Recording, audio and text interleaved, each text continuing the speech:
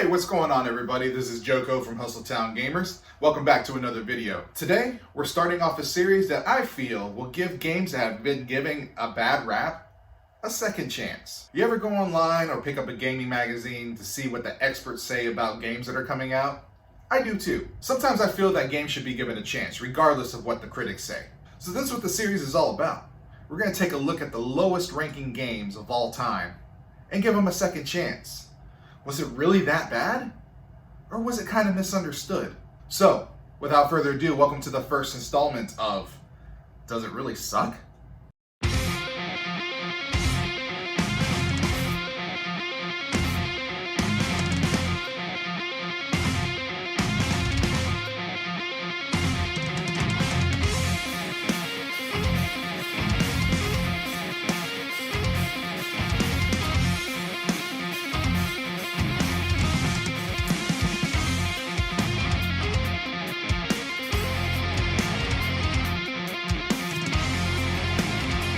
Alright, so here's the first game up for bat to see if it really sucks or not, and that would be Shaq Fu.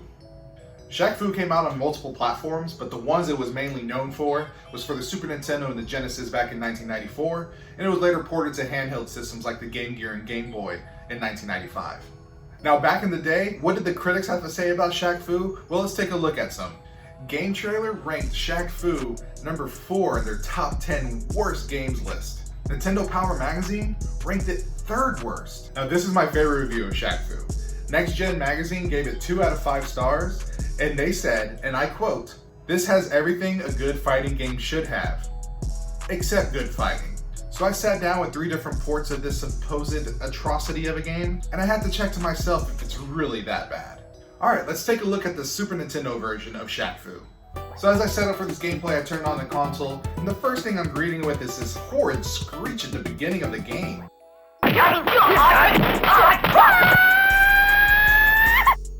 Good thing I didn't have headphones on. I would have been temporarily deaf from that. Alright, so we'll get to gameplay in a second, but let's look at visuals. Visuals, just as like you expect on the Super Nintendo game. Not too bad, but at times you can't even tell if you're playing as Shaq or you're playing as just some random dude. Now I love how they try to fit a storyline in the game. And the storyline actually kind of differs between the Super Nintendo and Genesis version and the Game Gear and Game Boy version. In the Super Nintendo and Genesis version, Shaq is in Tokyo, Japan for a charity basketball game. He walks into this random Japanese shop and a guy convinces him to walk into a portal to save some lost kid. Yeah, that's totally believable. This is what I think Shaq would have done. Fuck out of here, son. Sorry, that was a bad Shaq impression. Now, as far as gameplay goes, as you start your journey to venture off to start fighting different characters, it turns into some random, almost Atari-like game where you have to go to different areas of the map to get to the stage of where each fighter is. Now, at first when I was playing this, as I was jumping, I couldn't attack in the air. So I thought that was stupid that you couldn't do air attacks, but eventually I found out that you could. In addition to learning that, Shaq actually has special moves that you can perform.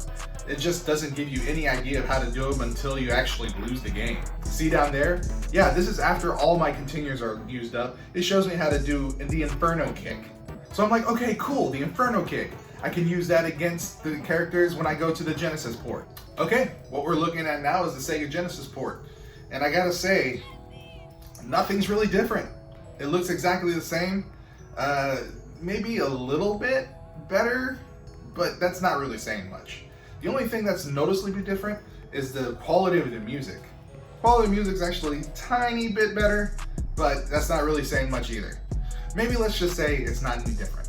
Well, the only main advantage that the Super Nintendo has over the Genesis is the amount of buttons that you have. You have 4 buttons that you can use on the Super Nintendo, but some Genesis players only had the 3-button version of the controller. Now there was a 6-button version of the controller that came out. Now if you had that, of course the advantage would go to the Genesis. But if you only had the 3-button controller, there were limitations to what you could do with the character. So I plowed through Shaq Fu with the 3-button controller for the Sega Genesis. And to be honest with you, I couldn't really tell a difference as far as gameplay between the Super Nintendo and the Genesis version. And they're pretty much exactly the same. So eventually I did find a strategy to beat these opponents. I just kicked my way to victory, either forward kicking or ducking and kicking or just mashing the kicking button. So after I found that strategy, it became apparent that this is what I'm going to be doing all game. So Sega Genesis version, different, but not really, but a little different. Now, I didn't have a Game Boy port for Shaq Fu, but I did have something a little better, the Game Gear version. Now, I'm going to be very quick with the Game Gear version because I'm only going to show a little bit of gameplay because I got a freaking headache playing this game because the frame rate is so bad that it's really tough to look at. All right, to be very quick, this is one of the ports that the storyline's a little different. It's basically just saying that Shaq was walking down the street and he ended up going into this Japanese store and the dude convinces Shaq to save a little boy or his grandson or something like that. I wasn't paying attention. Earlier I had said that there was a part of the game where you have to go to each character's stage to fight them and it looked like an Atari game. Come to find out that the Game Gear version actually made it look like an Atari game. All right, so here's a little bit of the gameplay. Please don't get a headache. I'm only gonna show a little bit of it, but overall, terrible, bad. I can't even, okay, cut it off. So let's just say that the Game Gear version is total absolute trash. I'm already gonna say that all out without going over different things. Game Gear version of Shaq Fu is absolute garbage. Some things that I laughed at the game while playing it was actually Shaq's character design. Sometimes doesn't even look like Shaq. Especially the little icon at the corner of the screen where it shows your health. Who is that? I mean, that does not look like Shaq. It's just like you're playing them some random character. All right, so let's conclude this episode. Shaq Fu, does it really deserve the ratings that it got? Yeah, it did. This game was just a massacre of different things, forcing the storyline, bad character design, bad storyline. I don't know how Shaq said, yeah, I like this game a lot. Again, bad Shaq impression. So here in 2020, I'm actually gonna give it my own rating, and that is a 2 out of 10. Why didn't I just give it a 1 if it was so bad?